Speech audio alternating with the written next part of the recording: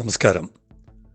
ഇന്നത്തെ സെയിലിംഗ് കമൻട്രിക്ക് വേണ്ടിയുള്ള ഗവേഷണം, റിസർച്ചൊക്കെ നടത്തിക്കൊണ്ടിരിക്കുമ്പോൾ മാധ്യമപ്രവർത്തനത്തിൻ്റെ തുടക്കകാലത്തിലോട്ട് ചിന്തകൾ പോയി. മെത്തനോൾ വിഷയവുമായി ബന്ധപ്പെട്ട് പ്രാക്ടിക്കലായിട്ട് എന്ത് ചെയ്യാൻ പറ്റും എന്നുള്ളതായിരുന്നു ചിന്ത.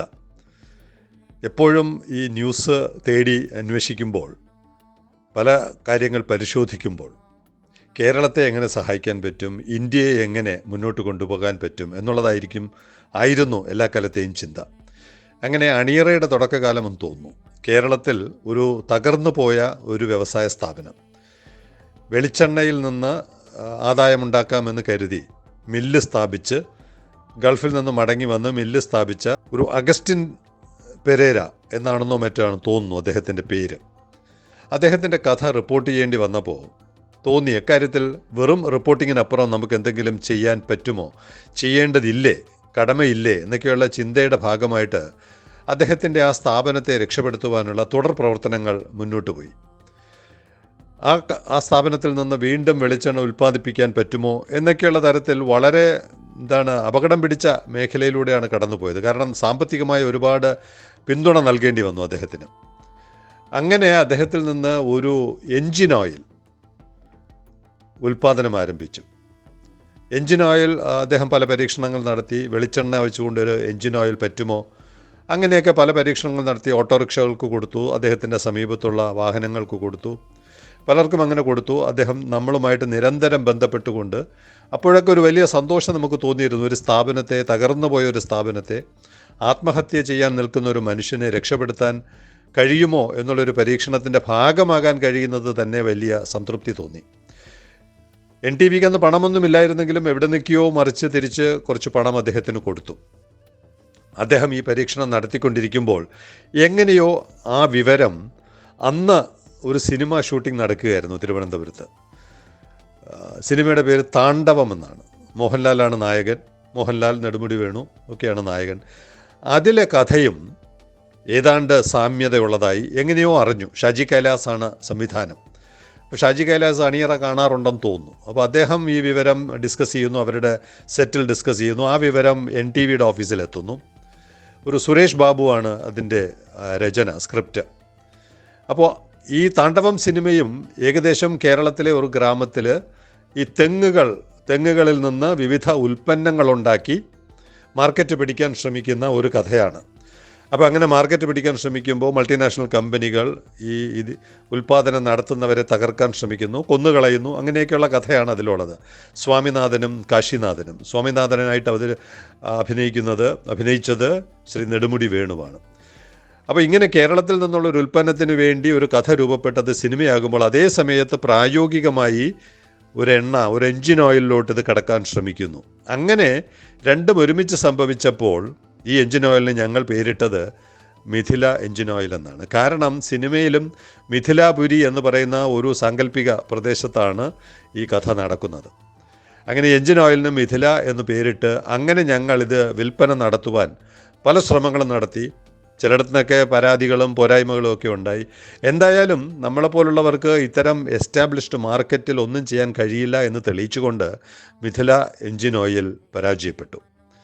ഇത് പറയാൻ കാരണം, വീണ്ടും അതുപോലുള്ള ഒരു പ്രവർത്തനത്തിലോട്ട് ഇവിടെ ഡബിൾ ഡെക്കറും സെയിലിംഗ് കമൻട്രിയും കിടക്കുകയാണ്. മെത്തനോൾ എന്ന് പറയുക മാത്രമല്ല, അതിൻ്റെ സാധ്യതകൾ എന്താണെന്ന് അന്വേഷിക്കുവാൻ ഇന്നലെ ഒരു പരീക്ഷണം നടത്തി.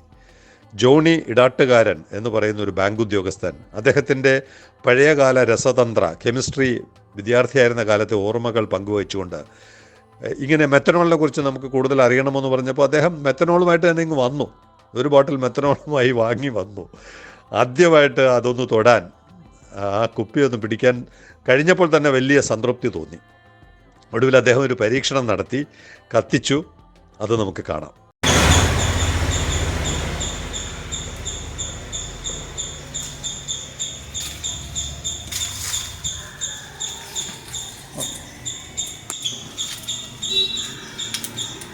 സാറിൻ്റെ കെമിസ്ട്രിയെ കുറിച്ചുള്ള അറിവ് എന്താണ്? ഈ മെത്തനോൾ അല്ല, അന്ന് നമുക്ക് ഇത് പഠിക്കുന്ന കാലത്ത് ഇതൊരു ഫ്യൂവലാണെന്ന് പറഞ്ഞു വെറുതെ ഒഴുക്കൻ മട്ടിൽ പറഞ്ഞു പോയി എന്നല്ലാതെ കൂടുതലൊന്നും പറഞ്ഞിട്ടില്ല. അന്ന് കൂടുതലും നമ്മളോട് ഇതിന് മെത്തനോളിനെ കുറിച്ച് പറഞ്ഞത് ഈത്തയിൽ ആൽക്കഹോളിനെ സ്പിരിറ്റാക്കി മാറ്റാൻ, ആൾക്കാർ കുടിക്കാതിരിക്കാൻ വേണ്ടി ചേർക്കുന്ന വിഷമാണ് ഇതെന്നാണ് പറഞ്ഞു തന്നിട്ടുള്ളത്. ഇപ്പം ഇങ്ങനെ ഒരു ഫ്യൂവൽ എന്നുള്ളൊരു സാധ്യത വരുമ്പോൾ എന്ത് തോന്നുന്നു? അയ്യോ, ഇത് വളരെ നന്നായിട്ട് തോന്നുന്നു. കാരണം നമ്മുടെ ഈ പ്രൊഡ്യൂസർ ഗ്യാസോ അല്ലെങ്കിൽ മീത്തൈനീന്നോ വേസ്റ്റ് ചെയ്യുന്നോ എല്ലാം തന്നെ ഇത് ഉണ്ടാക്കാനായിട്ട് ഇപ്പോൾ അവൈലബിൾ ടെക്നോളജി ഉണ്ട് കെമിസ്ട്രി പുസ്തകങ്ങളിൽ. അത് പ്രാക്ടിക്കലായിട്ട് വരുന്ന എന്തെല്ലാം വ്യത്യാസമുണ്ട് എന്ന് എനിക്കറിയില്ല. പക്ഷേ പുസ്തകത്തിൽ ഇതിൻ്റെ ധാരാളം ടെക്നോളജിയെക്കുറിച്ച് ധാരാളം വിവരങ്ങൾ നമുക്ക് കിട്ടുന്നുണ്ട്.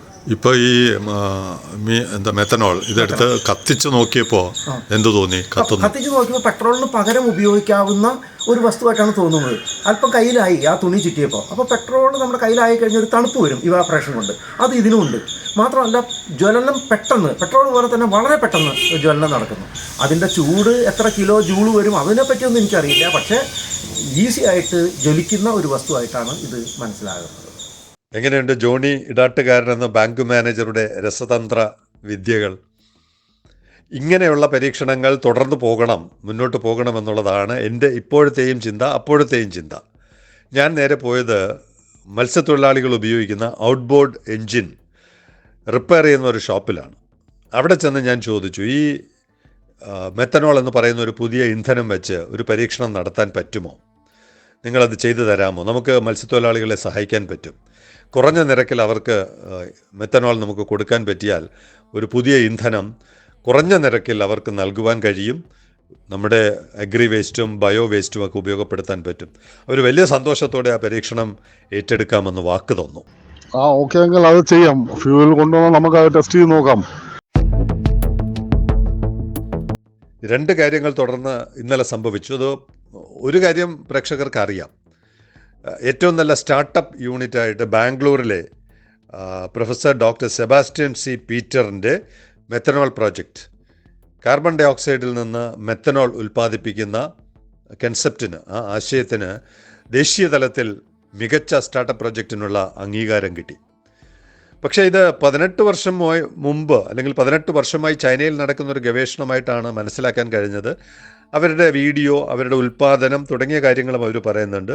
1.375 ടൺ കാർബൺ ഡൈ ഓക്സൈഡിൽ നിന്ന് 1 ടൺ കാർബൺ ഡൈ ഓക്സൈഡ് ഉൽപ്പാദിപ്പിക്കാൻ കഴിയും എന്നുള്ളൊരു വീഡിയോ എനിക്ക് പീറ്റർ എന്ന് പറയുന്ന സെയിലിംഗ് കമ്മിറ്റിയുടെ പ്രേക്ഷകൻ അയച്ചു തന്നിട്ടുണ്ട്. അത് സെയിലിംഗ് കമ്മിറ്റിയിൽ നമ്മൾ റിപ്പോർട്ട് ചെയ്യുകയും ചെയ്തു. അപ്പോൾ ചൈനയിൽ 18 വർഷമായി നടക്കുന്ന ഒരു ഗവേഷണമാണ്. അപ്പോൾ എന്തെങ്കിലും വ്യത്യാസം ശ്രീ ഡോക്ടർ സെബാസ്റ്റ്യൻ്റെ ഗവേഷണത്തിൽ ഉണ്ടാവും, അല്ലെങ്കിൽ പിന്നെ സ്റ്റാർട്ടപ്പ് അവാർഡിനെ പരിഗണിക്കില്ലല്ലോ. അപ്പോൾ എന്തായാലും അത് കൂടുതൽ അറിയുവാൻ അദ്ദേഹവുമായി ബന്ധപ്പെടാൻ ശ്രമിച്ചുകൊണ്ടിരിക്കുന്നു. പ്രേക്ഷകർക്ക് ആർക്കെങ്കിലും അദ്ദേഹത്തെ ബന്ധപ്പെടാനോ മറ്റു മാർഗങ്ങളോ ഉണ്ടെങ്കിൽ ആ വിവരങ്ങൾ ഒന്ന് അറിയിച്ചാൽ നന്നായിരിക്കും.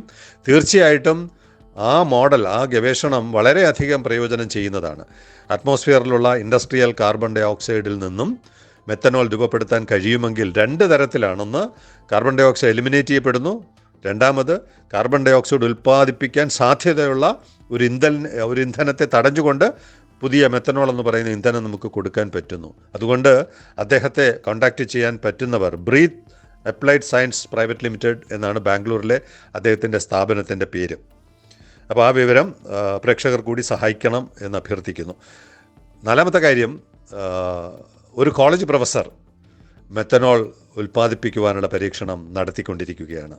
അവരുടെ പേര് പറയുവാനോ കോളേജിൻ്റെ പേര് പറയുവാനോ അനുവാദം ലഭിക്കാത്തതിനാൽ ഞാൻ ചോദിച്ചില്ല. എന്നാലും ആ അനുവാദം കിട്ടാതെ പറയുന്നത് ശരിയല്ല എന്നുള്ളത് കൊണ്ട് ആ പേര് പറയുന്നില്ല. പക്ഷേ അവരും ഇതിൻ്റെ ഉൽപ്പാദനത്തിൽ അതിൻ്റെ തുടക്കം കുറിച്ചിരിക്കുകയാണ് എന്നാണ് അറിയിച്ചത്. എന്തായാലും നമ്മൾ ഇത്രയും നാളും പറഞ്ഞുകൊണ്ടിരിക്കുന്ന മെത്തനോൾ പതുക്കെ പതുക്കെ ജനങ്ങൾ ഏറ്റെടുക്കുകയാണ്, ഗവൺമെൻറ് ഏറ്റെടുക്കുകയാണ്. കേരള ഗവൺമെൻറ് വളരെ ഗൗരവമായി ഏറ്റെടുത്തു. ഗവൺമെൻറ് ഓഫ് ഇന്ത്യ ഏറ്റെടുത്തോ ഇല്ലയോ എന്ന് പറയാൻ പറ്റില്ല. പക്ഷേ ഒരു അവാർഡ് നൽകിയതിലൂടെ ഗവൺമെൻറ് ഓഫ് ഇന്ത്യയും അവഗണിച്ചില്ല എന്ന് വേണമെങ്കിൽ നമുക്ക് പറയാം. എന്തായാലും ഇനിയുള്ള ദിവസങ്ങളിൽ പല തലങ്ങളിൽ ഇതിൻ്റെ പ്രവർത്തനങ്ങൾ മുന്നോട്ട് പോകും എന്ന് തന്നെ നമുക്ക് കരുതാം. വളരെ ശുഭകരമായ ഒരു കാഴ്ചയോടെ ഇന്നത്തെ സെയിലിംഗ് കമൻട്രി നമുക്ക് അവസാനിപ്പിക്കാം. സെയിലിംഗ് കമൻട്രി തുടങ്ങിയിട്ട് ഇത്രയും ദിവസമായിട്ട് ആദ്യമായിട്ടാണ് നമ്മുടെ തീരക്കടലിൽ, വിഴിഞ്ഞം കടലിൽ, തിരുവനന്തപുരത്തിൻ്റെ കടലിൽ ട്രാക്ക് ചെയ്യാൻ കഴിഞ്ഞ കപ്പലുകളുടെ എണ്ണം 62. ഒറ്റ ദിവസം പോലും ഇത്രയധികം യാനങ്ങൾ, എല്ലാത്തരമുണ്ട്, ഫിഷിംഗ് വെസൽ ഉൾപ്പെടെയാണ് ഈ പറയുന്നത്, ഈ AES ഉള്ള എല്ലാ യാനങ്ങളും ഉൾപ്പെടെ 62 എണ്ണത്തെ ഒരു ദിവസം കാണാൻ കഴിഞ്ഞത് അപൂർവതയാണ്. Signing off, Elias John.